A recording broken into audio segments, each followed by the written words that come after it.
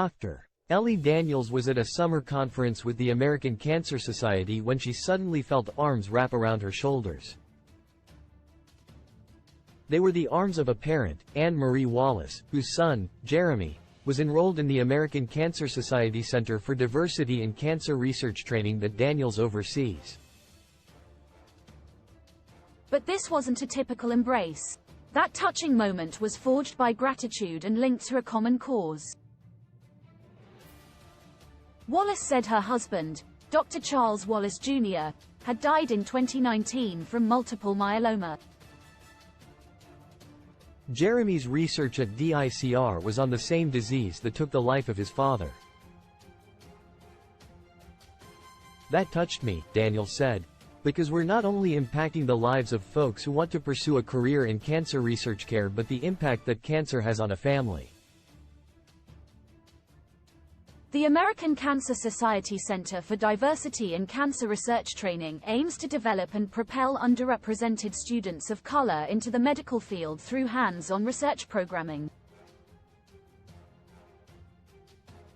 According to its site, the program's immersive trainee experience and mentorship-based approach work to address the lack of diversity in scientific and clinical training environments. The Black community is disproportionately affected by cancer, yet scientists of color lack representation in the research field. In fact, they receive only 2% of grant funding from the National Institute of Health. It is DICR's mission to change that statistic. If you look at the Black population, in breast cancer, colorectal cancer, prostate cancer, Black patients live shorter periods of time, present with more aggressive disease. But stage for stage, and grade for grade outcomes are worse, said Dr. William T.H.T., Chief Scientific Officer for the American Cancer Society. I think it really can't be stated too strongly. To have someone who looks like you, that understands your background leads to engagement and trust.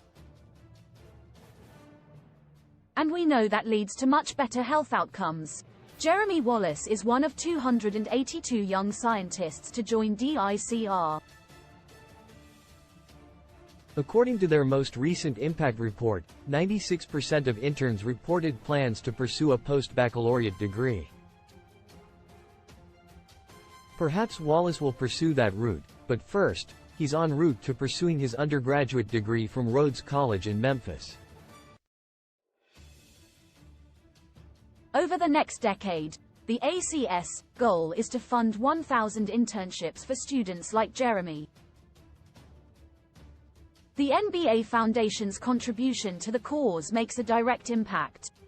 In order to provide stipends for people, research opportunities, having webinars, we need to have the resources to do this. T.H.T. shared, I think that we have the potential to change the face of cancer research. The program attracted 169 interns in the summer of 2023, putting them even ahead of pace for this goal and more than 5 times larger than the initial group of 32 interns in 2021. If we could fund 1,000 folks from underrepresented backgrounds who had cancer research experience, I think that could fundamentally change the healthcare system, T.H.T. said. We really want to build cohorts of folks together to look out for each other. T.H.T.'s words are embodied by the work of Lessa Felton, who joined the program in 2023 from Charles R. Drew University of Medicine and Science. After witnessing her father's diagnosis with prostate cancer and her mother's with non-Hodgkin lymphoma, Felton says she connected with folks in her community who have been inspired to prioritize their health through her research.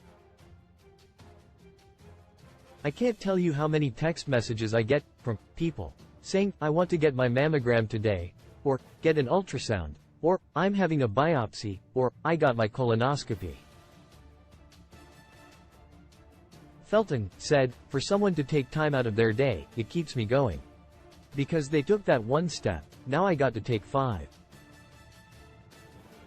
I got to make sure that they get the care and the treatment that they need. Those types of conversations and the future it may allow are why the DICR and its fellows exist as they aim to mold the future of medicine.